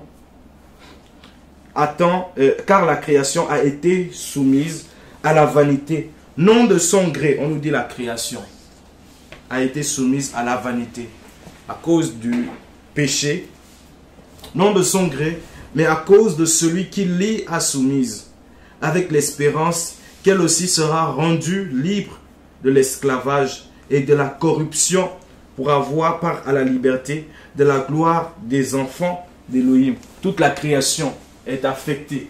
Les animaux, le lion, parce que aussi bien l'homme que les animaux, je prends l'exemple, on a été créé pour manger les fruits, pour être en gros des fruitivores, on va dire quoi, voilà, herbivores, on n'est pas appelé à être carnivore ou omnivore. De même, le lion n'est pas appelé à manger l'antilope. En fait, ça c'est inconcevable même. Vous imaginez le lion qui est en train de manger, je ne sais pas trop, les fruits. Ça. Et pourtant, c'est comme ça qu'Elohim a voulu les choses.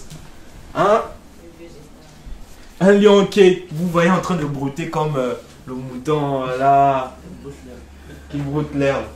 Et pourtant, c'est pour ça qu'on a été, c'est comme ça qu'on a été créé. Mais aujourd'hui, on trouve ça naturel, normal, de manger, je ne sais pas trop, du méchoui, du poulet. Je ne suis pas en train de dire qu'en mangeant ça, que le Seigneur a dit qu'on ne doit pas manger ces choses en fait. Mais ça fait partie des conséquences du péché en fait. Et c'est devenu naturel, c'est devenu normal. Donc, n'allez pas rejoindre les véganes et autres qui combattent. Voilà, la parole ne nous interdit pas de manger ces choses. Le Seigneur lui-même, en venant sur la terre, il a mangé l'agneau pascal. Donc, voilà quoi. Mais ça fait partie de la vanité qui est rentrée dans le monde par le péché. Et il est très, très dangereux de rester dans le péché, d'être dans le péché. Parce que cela n'affecte pas que nous. Cela affecte tout ce qui peut nous entourer en fait. Le péché d'un homme, voilà, ça fait partie, enfin c'est aussi la question que tu posais. Le péché d'un homme affecte tout son entourage. Ça affecte son entourage. Non pas que l'entourage ait forcément participé, mais la nature, le fait de désobéir à Elohim impacte la personne et son entourage. Regarde, Adam a péché une seule fois. Enfin, il a fallu qu'il désobéisse qu'une seule fois à Elohim. Et tu regardes les conséquences que ça pour toute l'éternité. Pour toute l'éternité, les conséquences que ça. Donc, demeurer dans le péché, vous imaginez les conséquences que ça peut avoir, pratiquer le péché. Voilà pourquoi lorsqu'on parle souvent, on pense souvent à l'enfer. Oh, les gens souffrent, on voit simplement le feu. Mais il y a des conséquences plus terribles que le feu en fait. Quand la parole dit que c'est une chose terrible que de tomber entre les mains de l'Élohim vivant, ce n'est pas de la plaisanterie. Nous avons à vraiment marcher dans la sanctification, dans la sainteté, nous séparer, nous éloigner du péché. Que quiconque invoque le nom d'Élohim, qu'il s'éloigne de l'iniquité. Pourquoi le péché est-il une chose aussi grave? Parce que le péché, en fait, c'est le mépris d'Élohim.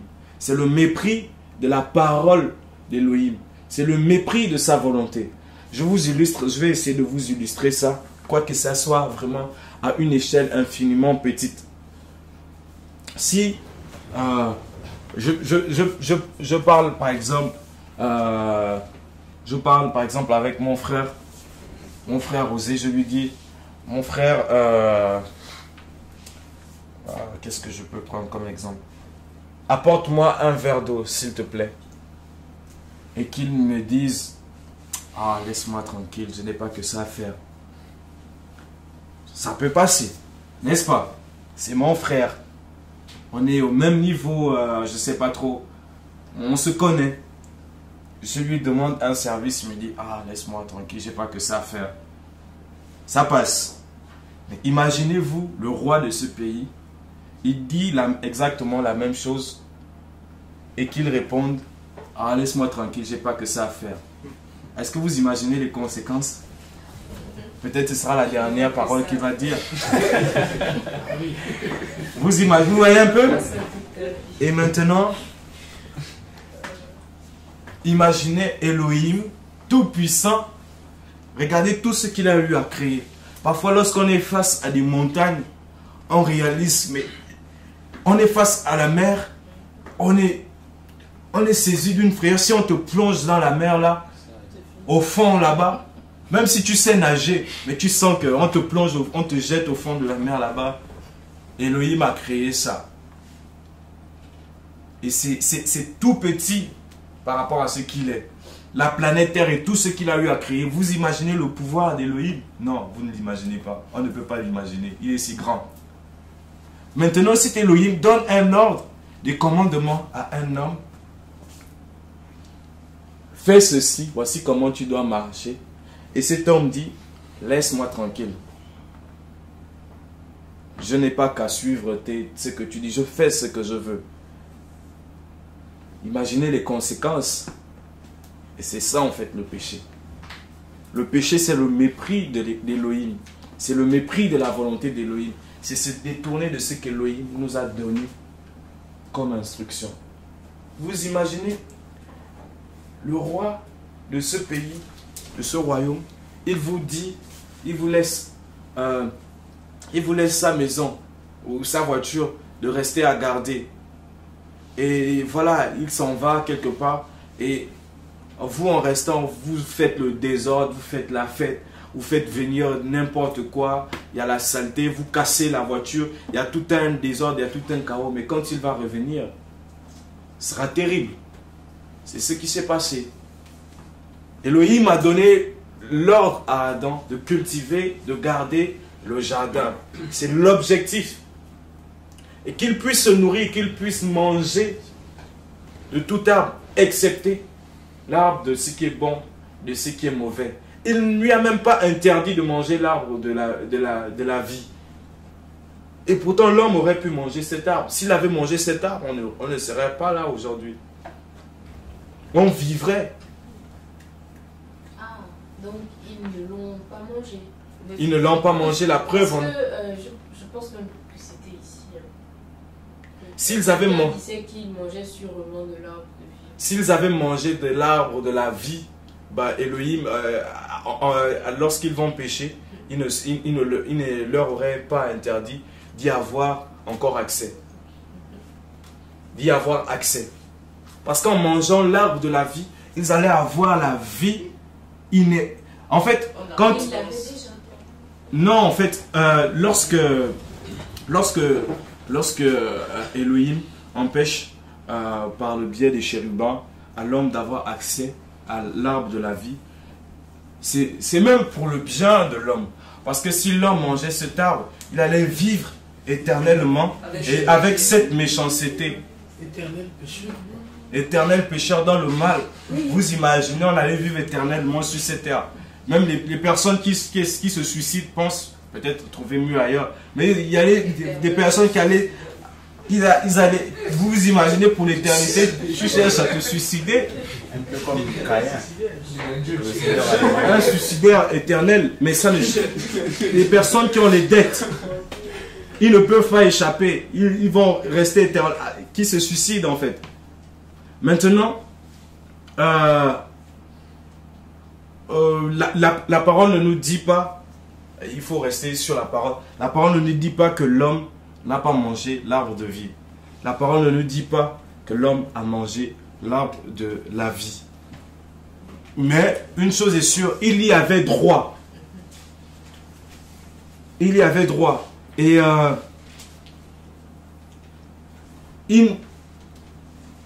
il a choisi d'aller manger autre chose que ce qui devait lui procurer la vie. Il allait manger. Et certes, il avait la vie, mais cette vie, lorsqu'on parle de l'arbre de la vie, après Elohim est seul détenteur de tout mystère que cet arbre peut receler. Mais quand on nous parle de la vie, ce n'est pas simplement le fait de vivre là. S'il avait mangé de l'arbre de la vie, la mort ne lui aurait pas atteint, ne l'aurait pas atteint. Parce que l'arbre de la vie, par définition, c'est l'arbre qui donne la vie, qui garde éternellement en vie. Il n'est pas possible de manger. Oui, mon frère.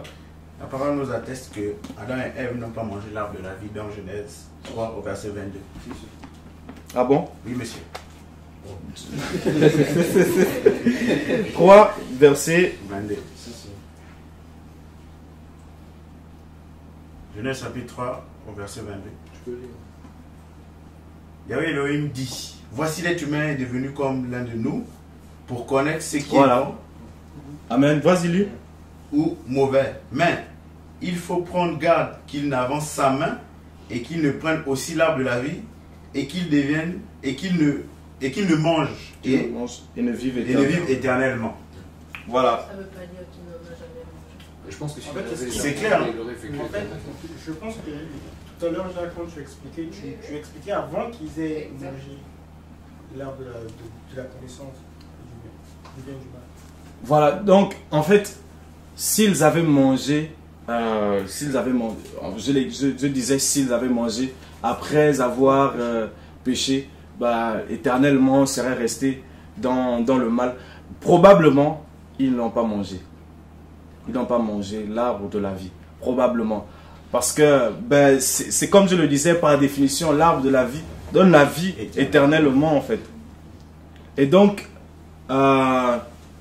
ils ont choisi de manger l'arbre de ce qui est bon et malheureusement qui était interdit. Et on peut également appeler l'arbre de ce qui est bon ou mauvais, l'arbre de la mort. Parce que ben, c'est ce qu'il produit en fait. La mort, la séparation d'avec Elohim.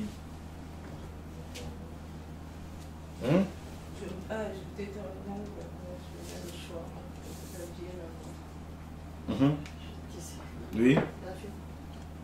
Tu as terminé, n'est-ce pas? Oui, quelqu'un. Je voulais savoir, l'arbre de vie dans c'est le même arbre. Dans l'Apocalypse. Dans l'Apocalypse, on dit je donnerai celui à qui je donnerai le fruit de l'arbre de la vie. Alors, quand la parole ne spécifie pas clairement les choses, bon, là on parle de... comment on peut parler même cela?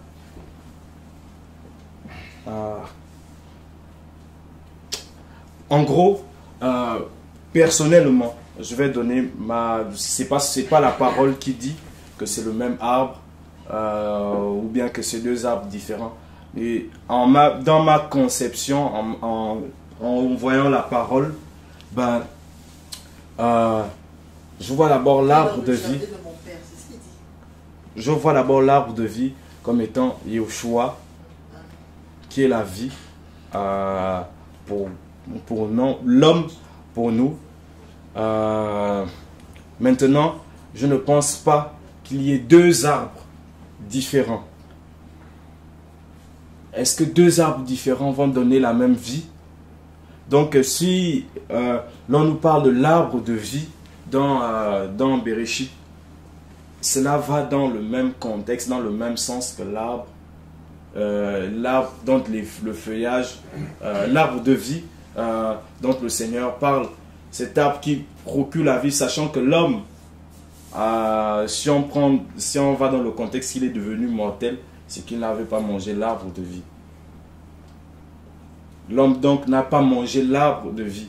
Et c'est en Mashiach que nous recevons cette vie-là, la vie éternelle, qui est l'arbre de vie. Yeshua est l'arbre de vie, dont le fruit, dont le corps et le sang nous apportent la vie éternelle.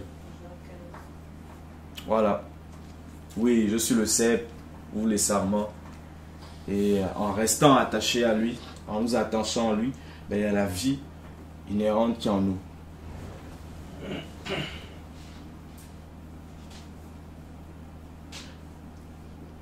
L'homme aurait... Je suis de plus en plus convaincu. L'homme n'a pas mangé l'arbre de la vie avant de pécher. En le faisant, il serait devenu éternel. Avec ce corps, ces corps que nous avons. Il serait devenu éternel. Et s'il n'avait jamais mangé le fruit, cela aussi restait éternel.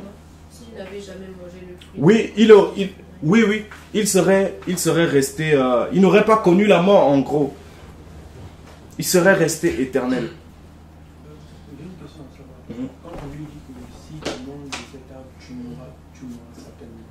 Donc c'est après avoir mangé l'arbre qui devait connaître la mort. Oui. Donc avant d'avoir mangé l'arbre, il ne devait jamais connaître la mort. Maintenant, la présence de l'arbre de vie, vu qu'il ne devait jamais connaître la mort, donc l'arbre de vie devait ne servir aussi à rien de manger cela s'il ne devait jamais connaître la mort. Voilà pourquoi le Seigneur parle de manière allégorique dans toute l'écriture. Le Seigneur parle de manière allégorique dans toute l'écriture. Et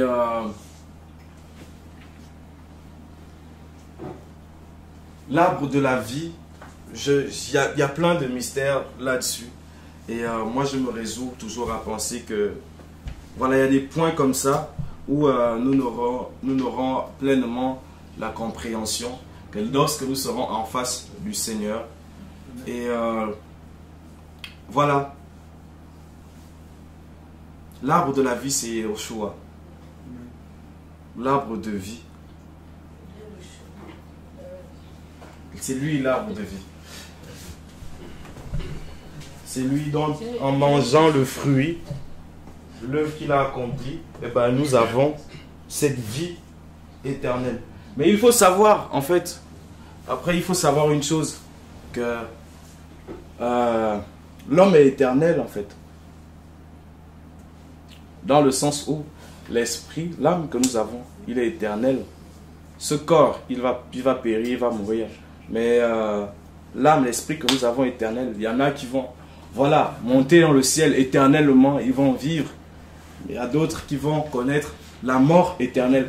La mort éternelle, là, ça ne veut pas dire que c'est disparition, c'est extinction, c'est simple la séparation éternelle avec Elohim. Mais il continue d'exister. Donc, en ce sens, oui, l'esprit, l'âme est éternelle. C'est pas comme ce corps qui va pourrir, qui va périr, en fait. Il y en a qui continuent leur existence dans le feu, l'enfer, continueront leur existence ils continueront d'exister, mais dans la souffrance, dans la mort. Pourquoi? Pourquoi on appelle ça mort? Parce que séparé d'Elohim. Donc, en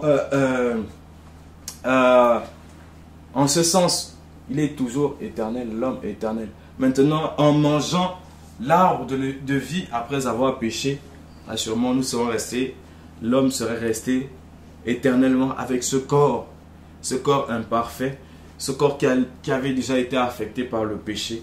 Il serait éternellement resté sur la terre. Et Elohim va empêcher cela. Et il n'aurait pas donc eu possibilité de la rédemption. C'est-à-dire qu'on soit racheté, qu'on puisse repartir auprès de lui, qu'on soit auprès de lui dans la gloire. Les hommes seraient restés éternellement dans cette méchanceté des guerres et tout ça en fait. Ça allait être l'enfer en fait sur la terre. Dieu revient. Il est mort. Il est éternel. Amen. Ce que nous devons retenir de ce partage,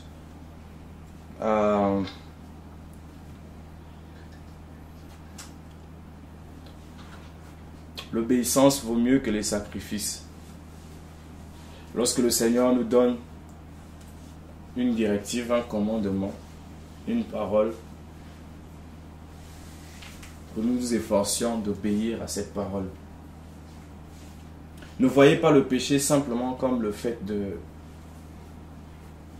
se masturber ou bien de voler. C'est le péché, oui, c'est impur, c'est désobéir au Seigneur. Mais toute désobéissance au Seigneur, c'est le péché. Toute désobéissance au Seigneur est péché. Attends, vous allez me dire qu'on peut obéir au Seigneur et être... on est bien, voilà, tranquille. Vous désobéissez au Seigneur. Non, par définition, le péché, également, la désobéissance au Seigneur. Maintenant, il y a des désobéissances qui sont flagrantes et dont les conséquences se voient immédiatement. Il y a d'autres qui prennent un temps et qui se matérialisent. Quand Elohim a dit, vous mourrez, après avoir mangé la pomme, ils ne sont pas immédiatement, enfin, ils n'ont pas constaté la mort, ils n'ont pas expiré, mais leur esprit était séparé d'Elohim. Et ils ont vu qu'ils étaient nus, ils vont avoir honte. Alors que plutôt on nous dit qu'ils étaient nus, mais ils n'en avaient pas honte. Donc le péché, c'est simplement être dans la désobéissance à Elohim. Avant d'aller manquer la cible et tout ça, être dans la désobéissance d'Elohim. Si Elohim t'a dit, par exemple en venant ici, avant de venir ici, c'est un exemple, porte tel habit, ne porte pas ceci. Si tu portes autre chose, tu es dans le péché.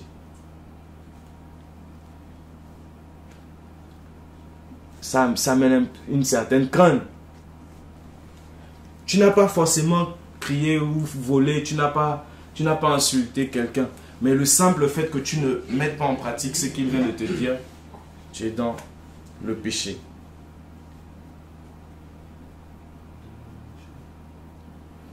C'est vrai que c'est la désobéissance, car le mot péché du grec parakoré, ça veut dire aussi désobéissance. Voilà. Désobéir. Simplement désobéir. Et désobéir, c'est faire le contraire, aller à l'encontre.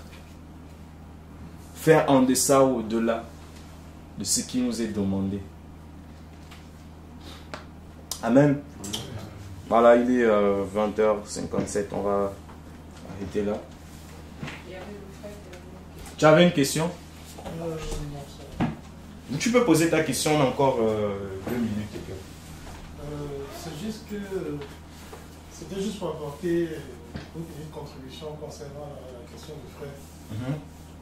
À savoir que ce que j'ai retenu, Elohim, en mettant l'arbre de la vie au milieu du jardin, il nous poussait, nous tous, à manger de ce fruit-là, à manger du fruit de cet arbre. Et on a péché, premièrement, pas en consommant l'arbre de la connaissance du bien et du mal, mais en ne consommant pas l'arbre qui était au milieu du jardin, c'est-à-dire l'arbre de la vie.